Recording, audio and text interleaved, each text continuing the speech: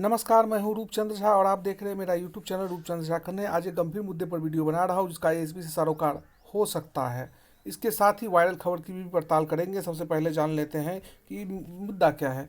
मुद्दा यह है कि आज से कुछ वर्ष पूर्व अर्थात 2015 में जो एक कमेटी का गठन किया गया था, चौधरी कमेटी का, उन्होंने कुछ प्रस्ताव बनाए थे, कुछ बिंदु पर काम किया था और उस बिंदु को आज के दौर से जब मिलाकर देखते हैं तो वो सही प्रतीत होता दिख रहा है। संविदा कर्मियों की को सुविधाओं देने के लिए बनी कमेटी ने एक बात लिखी थी अपने प्रस्ताव में। उस समय समाचार पत्र में भी ये खबर बड़ी मात्रा में प्रसारित हो रहा था। उनका एक मोटा जो प्रस्ताव है, जो वीडियो को छोटा करने के लिए हम मूल बिंदु पर ही आते हैं, तो उसमें उन्होंने एक शर्त रखी थी कि परीक्षा पास करने वाले से 60 साल का होगा करार, फेल करने वाले पुराने मानक पर काम करते रहेंगे। जो फेल कर जाएंगे उनको हटाया नहीं जाएगा, पुराने मानक पर काम करेंगे, लेकिन परीक्षा पास करने वाले को ही से ही सरकार 60 साल का करार करेगी। अब आते हैं, पिछले दिनों बिहार कैबिनेट की बैठक हुई। 10 अप्रैल का वो दिन था, सोमवार। उस दिन बिहार कैबिनेट की एक बैठक हुई थी। कुल 6 प्रस्तावों पर स्वीकृति प्रदान की गई थी। लेकिन सवाल यहाँ पर यह है कि आमतौर पर जो कैबिनेट की बैठक होती है इसमें लंबे लंबे प्रस्ताव पारित किए जाते हैं, लेकिन उस दिन 6 प्रस्तावों पर सहमति मिली थी। पूरी संभावनाएं थी, अपार संभावनाएं थी। संगठन, भिन्न भिन्न संगठनों के लोग उस बैठक को एकदम मोटी नज़रों से देख रहे थे, आसान्वित नज़रों से देख रहे थे। कुल मिलाकर 6 प्रस्तावों पर स्वीकृति प्रदान की गई थी उस दिन। 2 प्रस्ताव जो कि अहम था, और वो दिन जो है वो दिन 10 अप्रैल 2023, यहाँ पर देखिए 10 अप्रैल 2023 और 2:30 बजे से बैठक हुई थी। अध्यक्षता मुख्यमंत्री जी ने स्वयं की थी। लेकिन 10 अप्रैल को मुख्यमंत्री जी का बिजी शेड्यूल था। उस दिन जनता दरबार में मुख्यमंत्री जी शामिल हुए थे। 2:30-3 बजे तक वो जनता दरबार में ही रहे, लोगों की समस्याएं सुनी और उसके बाद वो अपने आवास पर कैबिनेट की बैठक में भाग लिए, अपनी अध्यक्षता में हुई कैबिनेट बैठक में भाग लिए।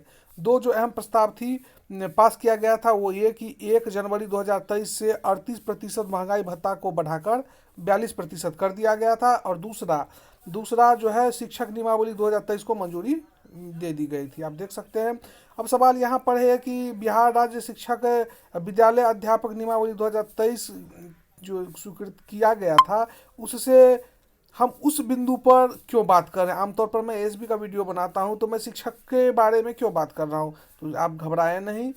मेरे नज़रिए से अगर देखेंगे तो इस नियमावली से एसबी का सीधा और सीधा संबंध है। क्यों संबंध है, तो आइए हम आपको बताते हैं। शिक्षक नियमावली 2023, ये शिक्षक नियमावली 2023 है, और शिक्षक नियमावली 2023 का जो निर्माण हुआ उसमें सारे शिक्षक जो है कुंठित हैं। सभी शिक्षक जो है कुंठित हैं। वो इसलिए कुंठित हैं क्योंकि इस नियमावली पर जो निर्णय लिया गया है उस निर्णय में वो सब नाखुश है। यहाँ देख सकते हैं 10/4/2023 लिखा हुआ है, और यहाँ पर बिहार सरकार शिक्षा विभाग की अधिसूचना जारी की गई है, और ये नियमावली है जिसमें राज्यपाल के द्वारा शक्तियों का प्रयोग करते हुए इस नियमावली को लागू किया गया है। यह नियमावली 2023 कही जाएगी, आप यहाँ खुद देख सकते हैं। सवाल यहाँ पर यह है कि इस नियमावली में ये बताया गया है कि जो भी शिक्षक हैं, आज के नए शिक्षक नहीं, अर्थात पहले पुराने शिक्षक भी जो 2003 के बाद शिक्षक बने हैं, वो सारे शिक्षकों को एक और प्रतियोगी परीक्षा पास करनी होगी, तभी उन्हें राज्य कर्मचारी का दर्जा मिलेगा। राज्य कर्मचारी का दर्जा लेने के लिए आपको एक और प्रतियोगी परीक्षा पास करनी होगी, जिसको बिहार लोक सेवा आयोग परीक्षा लेगा।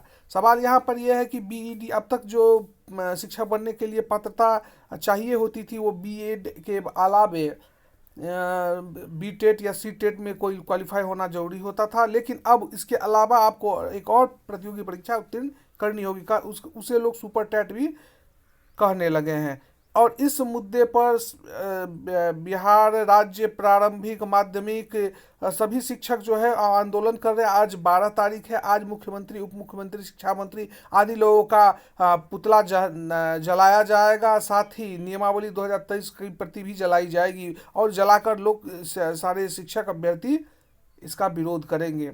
ये जो शिक्षक नियमावली है वो काम कर रहे शिक्षकों पर भी लागू होती है। सरकार ने उनके लिए कहा है कि आपको एक प्रतियोगी परीक्षा पास करनी होगी, उस आपको 3 मौके दिए जाएंगे, 3 में से कम एक बार भी अगर आप पास नहीं कर पाए तो आप बिहार सरकार के राज्य कर्मचारी का दर्जा खो देंगे, नहीं ले पाएंगे। तो आप नियोजित शिक्षक बने रहेंगे लेकिन आप राज्य कर्मी का दर्जा नहीं प्राप्त कर सकेंगे। यहाँ पर देख सकते हैं आप।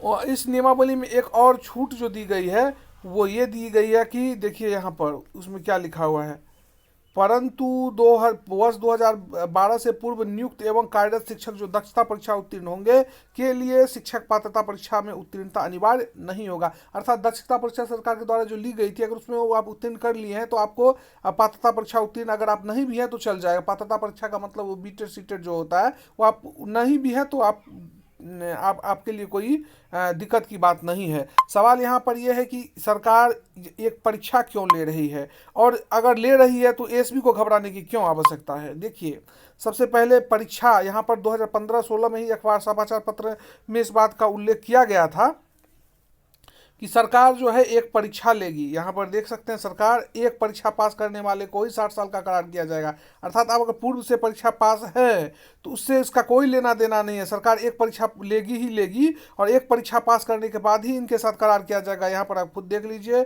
एक परीक्षा पास करने वालों से 60 साल का करार होगा। तो अगर आप एक परीक्षा, 2 परीक्षा, 5 परीक्षा उत्तीर्ण करके उसे कोई मतलब नहीं है। लाभ लेने के लिए आपको सरकार के द्वारा एक परीक्षा सरकार लेगी और उस परीक्षा को जब आप पास कीजिएगा तभी आपको लाभ मिलेगा। एसबी जिस तरह से परीक्षा उत्तीर्ण है उसको भी एक परीक्षा देनी होगी, ये मेरा तर्क कहता है।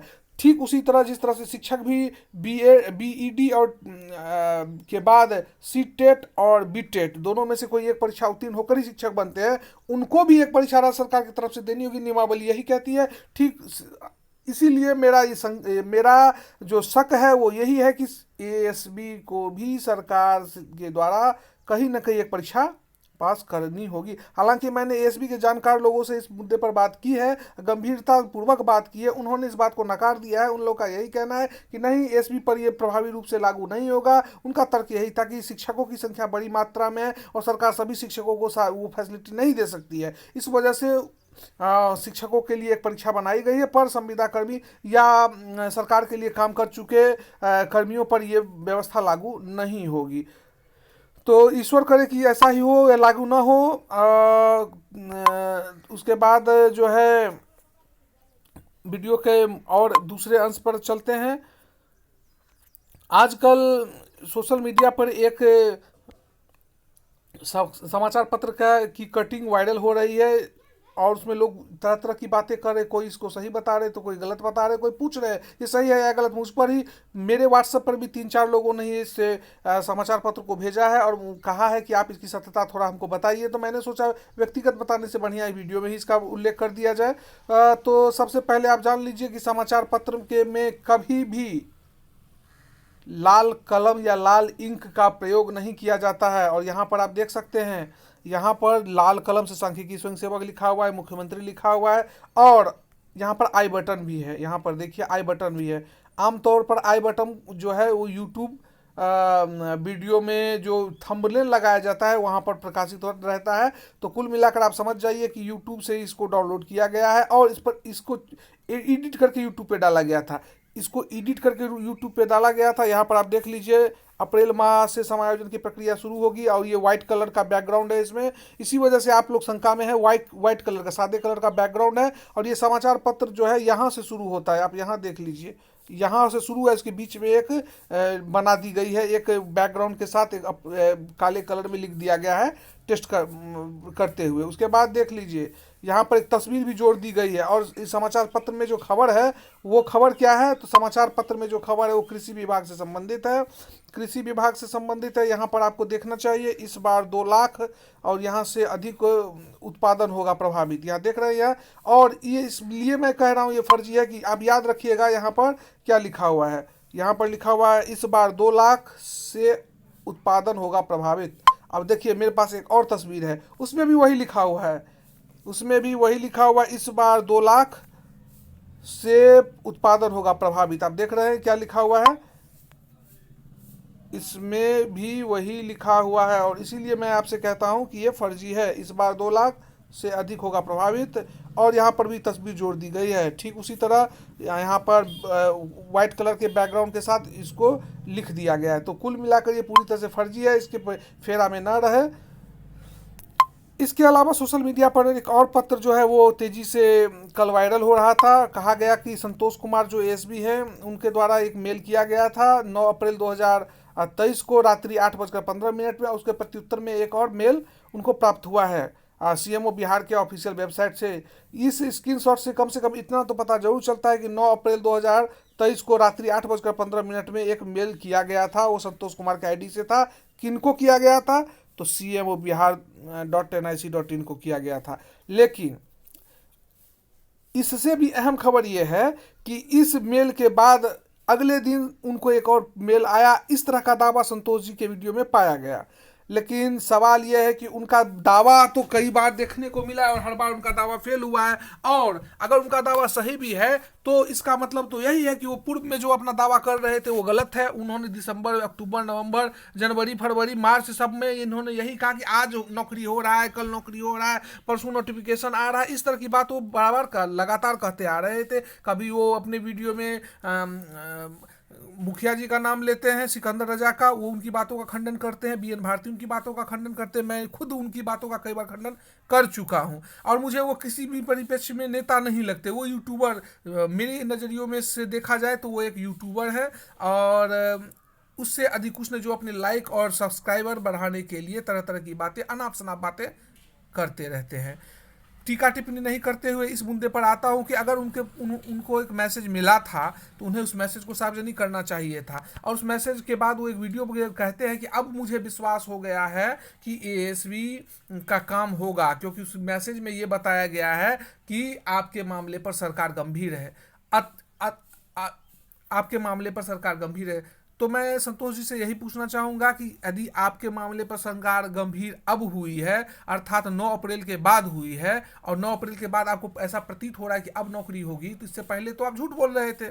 इसके पहले आप भरमा रहे थे, रोज सुबह शाम बुलेटिन जारी, जैसा मनोज वर्मा जी कहते हैं। तो मैं आप उनकी बातों से भी सहमत हूँ कि वास्तव में आप दिन रात ये काम क्या आप ही कर सकते थे। बहुत सारे यूट्यूबर्स हैं, मैं खुद भी यूट्यूब चला वीडियो बनाता हूँ। मैंने तो इस तरह की काम का खबर कभी प्रकाशित नहीं किया।